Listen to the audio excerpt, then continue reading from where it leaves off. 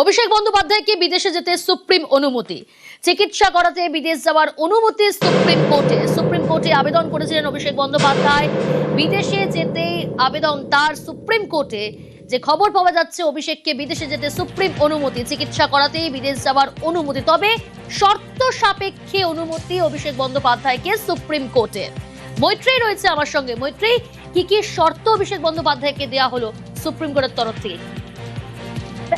Supreme কোর্টের তরফ থেকে আজকে বিচারপতি সূর্যকান্ত, বিচারপতি জয়মাল্য বাগচি এবং বিচারপতি ভি মোহনার বেঞ্চ অভিষেক বন্দ্যোপাধ্যায়কে 3 সপ্তাহের জন্য বিদেশে চিকিৎসা করাতে যাওয়ার অনুমতি দিয়েছে এবং যে শর্ত আরোপ করেছে তাতে অত্যন্ত গুরুত্বপূর্ণ অংশ হচ্ছে যে তার যে গোটা যে ট্রাভেল প্ল্যান থাকবে তার পুরো আইটেনারি তাকে শেয়ার করতে হবে তদন্তকারী সংস্থার সঙ্গে। তার যাওয়া আসা টিকিট, যাওয়া আসা, তার বিস্তারিত তথ্য, এই সমস্ত কিছু শেয়ার করতে হবে।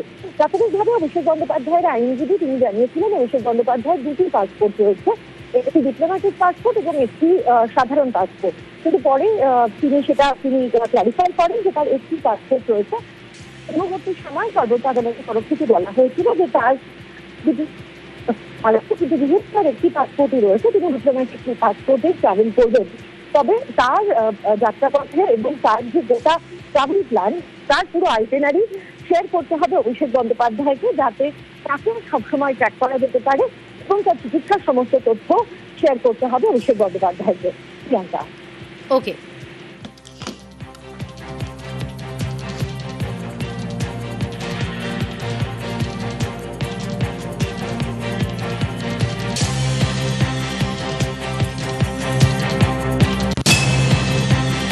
এদিকে যাবো।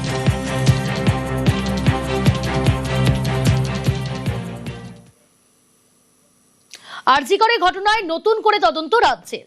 অভয়া স্মরণ সভায় নির্দেশ মুখ্যমন্ত্রীর। কেন তড়িঘড়ি দেহ সৎকার? পরিবারের সই ছাড়াই কেন দেহ সৎকার? বারাকপুরের সিপিকে তদন্তের নির্দেশ মুখ্যমন্ত্রী শুভেন্দু অধিকারীর। গতকাল অভয়া স্মরণ, আর সেখান থেকেই মুখ্যমন্ত্রীর নির্দেশ। আরজি করে ঘটনায় নতুন করে তদন্তের নির্দেশ মুখ্যমন্ত্রী। কেন তড়িঘড়ি দেহ সৎকার? পরিবারের সই ছাড়াই কেন দেহ সৎকার? বারাকপুরের সিপিকে তদন্তের নির্দেশ দিলেন মুখ্যমন্ত্রী শুভেন্দু অধিকারী।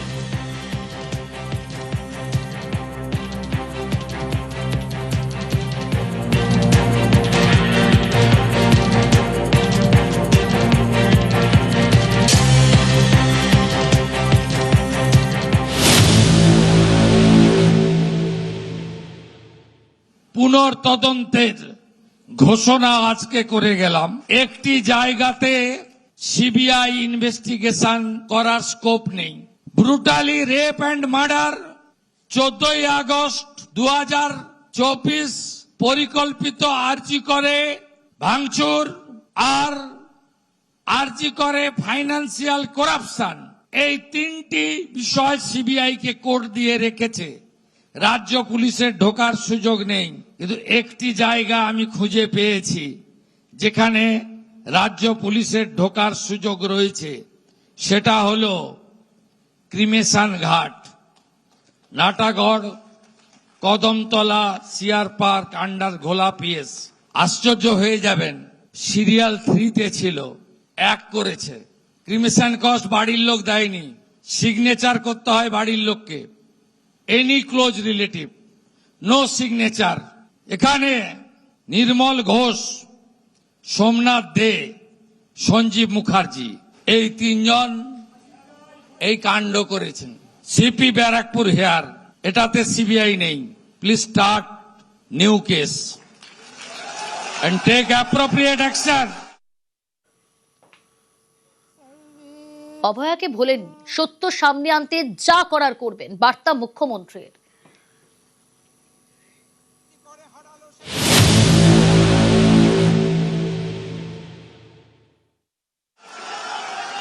আমার যা করার আছে করব। অভয়া ভুলিনি, অভয়া ভুলিনি, অভয়া ভুলিনি, অভয়া ভুলিনি। মানুষ আমাদের জিতিয়েছে অভয়ার বিচার দিতে। আমার লিমিটেশনের মধ্যে আমি কমিটেড, আমি কমিটেড, আমি কমিটেড।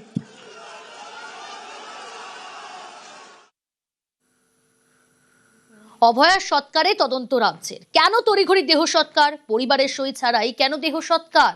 মুখ্যমন্ত্রীর নির্দেশে তদন্তে রাজ্য পুলিশ।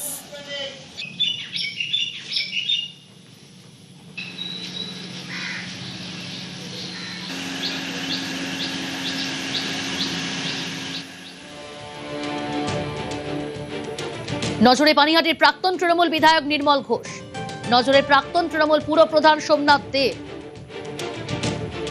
নজরে প্রাক্তন সিপিআইএম কাউন্সিলর সঞ্জীব মুখোপাধ্যায়।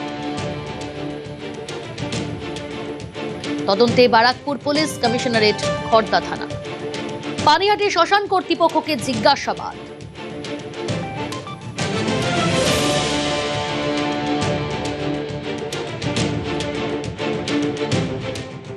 তিলোত্তমার মৃতদেহ যখন দাহ করা হয় সেটা কি দুটো বডির মানে ছেড়ে দিয়ে মানে রেখে দাহ করা হয়েছিল? হ্যাঁ, এটা কেন? তো ভিড়টা ছিল, তো সেই জন্য ভিআইপি ছিল। ভিআইপি তো একটা আলাদাই ফেসিলিটি পায়। এমএলএ স্যার ছিলেন, কাউন্সিলর ছিলেন। হ্যাঁ, দাহ করার যে ফিস, সেই ফিস কি না দেওয়া হয়েছিল? না, ওটা তো ফ্রি করা হয়েছিল। কে করেছিল ফ্রি? কাউন্সিলর। কাউন্সিলরের নাম কি? সোমনাথ দে। উনি তো চেয়ারম্যান। এখন চেয়ারম্যান হয়েছিলেন, তখন কাউন্সিলর ছিলেন। দাহ করার যে কাগজ, হুম। সেখানে নাকি তিলোত্তমার বাবা মার সই ছিল না? না, সে তো সই ছিল না তো। হ্যাঁ, সই ছিল না। সঞ্জীব মুখার্জি সই করেছিল, ওনারা কাগজ নিয়ে এসেছিল। সোমনাথ দে, সঞ্জীব মুখার্জিরাই কাগজ এনেছিল। তো মা বাবারা কাগজ এখানে আমার কাছে এখানে পৌঁছায়নি, ওনারা বডির কাছেই ছিলেন। তাই এনারাই কাগজপত্র পেপার ওয়ার্ক করছিলেন, তেনারাই সই সাবত করেছিলেন, আর মা বাবা বডির কাছে ছিলেন। পানিহাটি পৌরসভার সার্টিফিকেটের খাতা, সেখানে দেখা যাচ্ছে 1, 2, 3 এরকম সিরিয়াল নাম্বার। সেই জায়গা থেকে তিলোত্তমার যে মৃতদেহ, সেই মৃতদেহ আসার আগে কিন্তু দুজনের মৃতদেহ কিন্তু সেখানে কিন্তু রেজিস্ট্রি করা ছিল, কিন্তু সেই দুজনের আগে তিলোত্তমার মৃতদেহ তড়িঘড়ি পুড়িয়ে দেওয়া হয় এবং সেই জায়গা থেকে পোড়ানোর জন্য যে ফিস, সেই ফিসও কিন্তু নেওয়া হয় না, কারণ সেখানে উপস্থিত ছিলেন প্রাক্তন কাউন্সিলর সোমনাথ দে এবং প্রাক্তন বিধায়ক নির্মল ঘোষ। এই কাউন্সিলর সোমনাথ দেই বলেছিলেন যে কোনো রকম কোনো টাকা দিতে হবে না, সেটা ফ্রিতে হয়ে যাবে। সংবাদদাতার স্বাক্ষর এই যে জায়গা, এই জায়গাতেই ছিল প্রাক্তন সিপিএম কাউন্সিলর সঞ্জীব মুখার্জির সই। আর এই বিষয় নিয়েই রাজ্যের মুখ্যমন্ত্রী ফের তদন্তের নির্দেশ দিয়েছেন বারাকপুর পুলিশ কমিশনারেটের আধিকারিকদের। আর নির্দেশ মতো তদন্ত শুরু করেছে খড়দহ থানা পুলিশ ও বারাকপুর পুলিশ কমিশনারেটের আধিকারিকেরা। পানিহাটি থেকে সুবীর দে, নিউজ 18 বাংলা।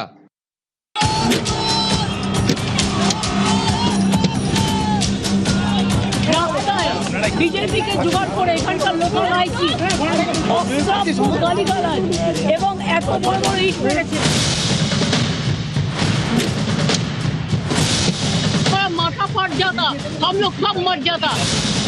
পুলিশের গাফিলতি প্রমাণিত, কারণ তাদের কাস্টডিতে মারা গেছে। থানার আইসিকে ক্লোজ করছি আর আইও ইনভেস্টিগেটিং অফিসার তাকে সাসপেন্ড করছি। আমি তৃণমূল কর্মী ছিলাম, আমি একজন কাউন্সিলরও ছিলাম, প্রাক্তন কাউন্সিলর থাকা সত্ত্বেও উনি এসেছেন, আমি তার জন্য ওনার কাছে চিরকৃতজ্ঞ। এখন বলতে গেলে উনি তো এখন বিজেপি নন, উনি এখন জনসাধারণের মুখ্যমন্ত্রী। আমি হোম মিনিস্টার, বছরে 3টে অ্যাটেন্ডেন্ট পাই। আমি হোস্ট্রিকে আমার অ্যাটেন্ডেন্ট হিসেবে চাকরি দিলাম। এটাই হচ্ছে পরিবর্তনের সরকার, আসল পরিবর্তন এখনই হয়েছে।